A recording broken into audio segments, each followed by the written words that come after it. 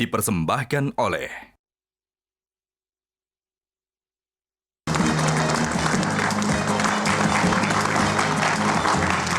Pemirsa, Undang-Undang Nomor 48 Tahun 2009 tentang Kekuasaan Hakim Pasal 5 Ayat 1 kami sambil tampilkan menyebutkan bahwa hakim dan hakim konstitusi wajib menggali, mengikuti dan memahami nilai-nilai hukum dan rasa keadilan yang hidup dalam masyarakat.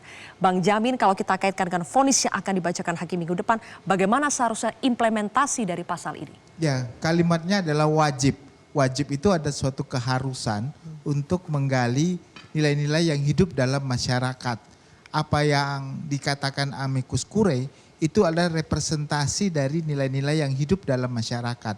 Nah, inilah yang harus diperhatikan, usulan-usulan tersebut dan pendapat-pendapat tersebut yang harus diterima. Nah, dalam konteks keadilan, keadilan yang disampaikan ini adalah keadilan yang sifatnya memberikan rasa keadilan yang kontributif. Artinya dihukum sesuai dengan perannya masing-masing, dilihat dari rasa keadilan yang hidup dari masyarakat. Jadi hakim itu jangan membatasi dirinya dengan konsep kepastian hukum saja. Apa yang pengadilan ini yang dilakukan ini adalah history maker. Ini history maker. Jadi jangan sampai momen ini hilang begitu saja. Tapi momen ini sebagai suatu dasar untuk history maker sistem peradilan, GC, dan bagaimana peradilan menghadapi petinggi yang melakukan tindak pidana. Terima kasih Bang Jamin, kita berikan tepuk tangan. Saya geser ke Prof. Elwi.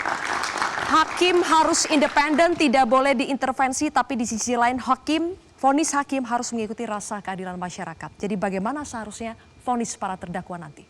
Betul, jadi vonis hakim itu harus mengandung prinsip-prinsip keadilan. Prinsip keadilan tentu prinsip keadilan bagi semua. Dalam arti kata, di dalam vonis hakim itu harus berkulindan apa yang disebut dengan keadilan substantif, keadilan prosedural, keadilan sosial, dan sebagainya. Tapi harus diingat satu hal, bahwa di dalam hukum itu ada sebuah adagium yang menyebutkan summum ius summa injuria. Artinya keadilan yang tertinggi adalah ketidakadilan yang tertinggi. Jadi sesuatu yang dianggap oleh seseorang adil, belum tentu adil bagi yang lain.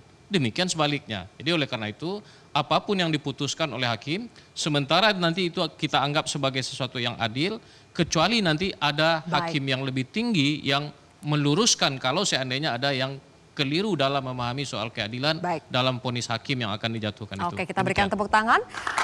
Pak Edwin, apa dampaknya jika hakim gagal memenuhi rasa keadilan masyarakat?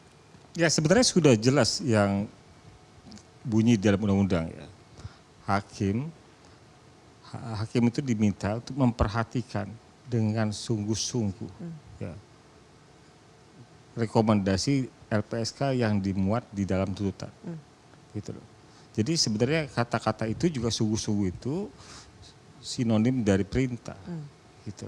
Konteksnya adalah perintah. Perintah, tapi karena dalam hubungan antar kelembagaan itu nggak mungkin bunyi dalam suatu redaksi undang-undang. Jika itu gagal dipenuhi, maka? Kepastian hukum yang hilang. Karena buat justice collaborator sudah jelas kepastian hukumnya. Bahwa dia mendapatkan reward. Rewardnya keringanan penjatuhan pidana. Dan tadi disebut bahwa dia dipidana paling ringan di antara terdakwa lainnya. Jadi kita terancam dengan ketiadaan kepercayaan orang terhadap undang-undang terhadap negara ini. Karena undang-undang sudah dibuat oleh negara tapi tidak bisa dilaksanakan.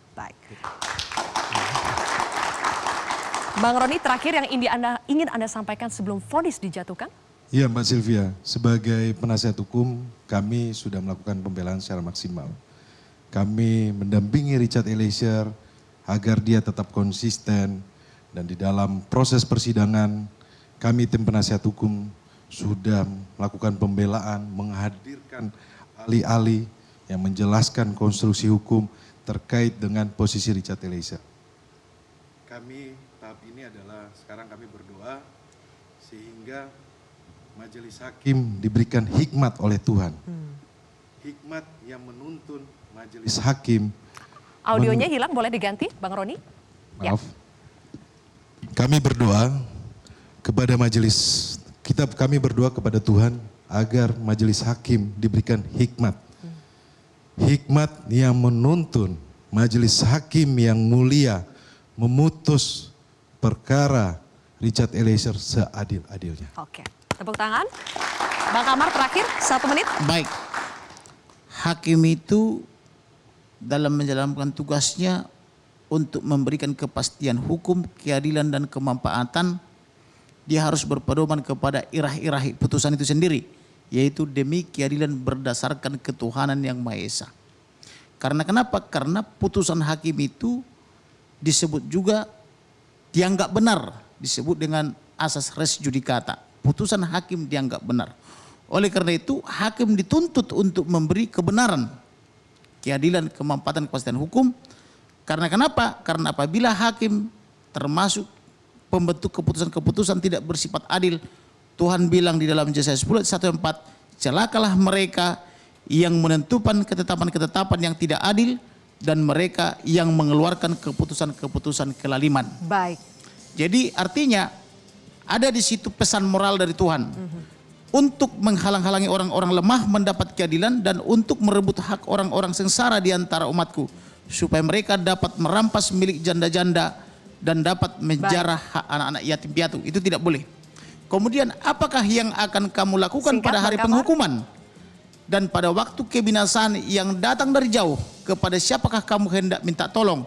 Dan di manakah hendak kamu tinggalkan kekayaanmu? Baik, yang terakhir, tak dapat kamu lakukan apa-apa selain daripada meringkuk di antara orang-orang yang terkurung. Dan tewas di antara orang-orang terbunuh. Sekalipun semuanya itu terjadi, murka Elohim belum surut dan tangannya masih teracung. Artinya ada ancaman kepada para penegak hukum termasuk saya. Apabila memberikan ketidakadilan, Bang Kamar akan mati terkurung sesuai janji Elohim. Terima kasih pesannya. Kita nantikan. Mudah-mudahan pemirsa hakim akan memberikan vonis seadil-adilnya untuk membuktikan bahwa hakim di negeri ini, hukum di negeri ini masih punya taji. Saya Zilvia Iskandar pamit undur diri. Sampai jumpa di Kontroversi minggu depan.